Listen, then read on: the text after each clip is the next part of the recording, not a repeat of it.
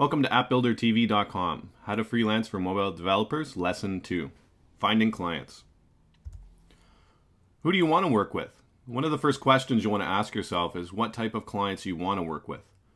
Do you want to work with individuals, small businesses, large corporations, startups? Remember, freelancing gives you a fair amount of control over what you do and who you work with, so take advantage of it. Don't just settle for any old client, or you'll quickly find yourself wishing you'd been more selective. Ideally, you're looking for clients that you can have a positive, ongoing, long-term relationship with, so choose wisely. What types of projects do you want to work on? Remember, freelancing doesn't play by the same rules as a traditional job.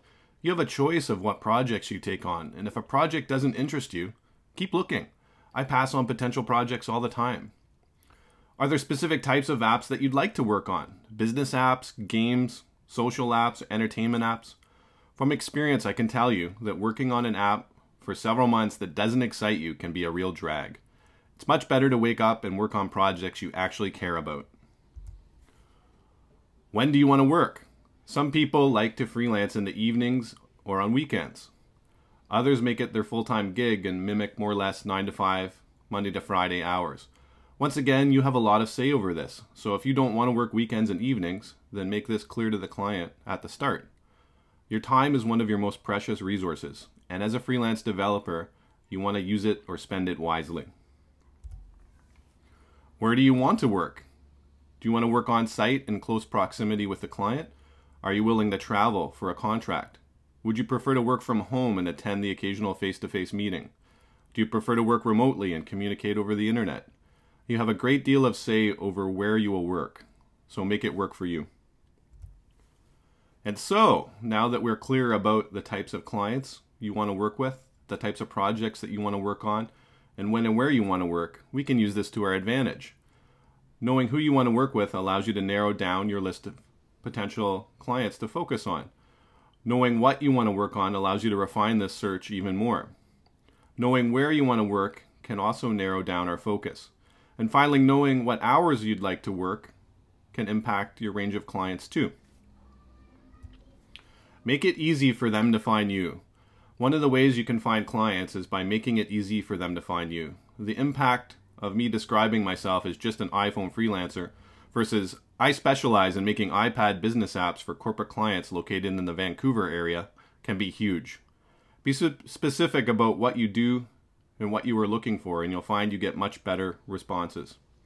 I found that trying to be everything to everyone just doesn't work in this industry. Be proactive and go after them. As a freelancer, one of the things you do not want to do is sit around and wait for things to happen. As freelancers, we make things happen. If you're going to go after a particular type of client, then try and make contact. This could be via email, LinkedIn, or even a quick phone call or face-to-face intro, under the right conditions. Your main goal is to let them know that you exist and that you may be able to help them.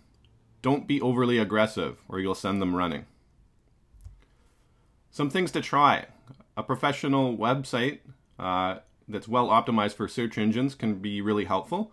Yellow Pages ads are a waste of time, so don't bother. Leverage social networks like Facebook and LinkedIn to find leads and spread the word. Start a blog that focuses on an area of interest to your target clients and create valuable content. Get out and attend local mobile and iOS meetups in your area and start networking with other developers.